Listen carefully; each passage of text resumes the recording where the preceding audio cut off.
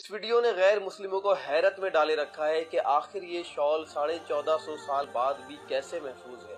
آخر کوئی کپڑا بھلا کیسے محفوظ رہ سکتا ہے؟ تو ان کو کوئی سمجھائے، ان کی عقلوں پر تالے لگے ہوئے، ان کے دلوں پر تالے لگے ہوئے۔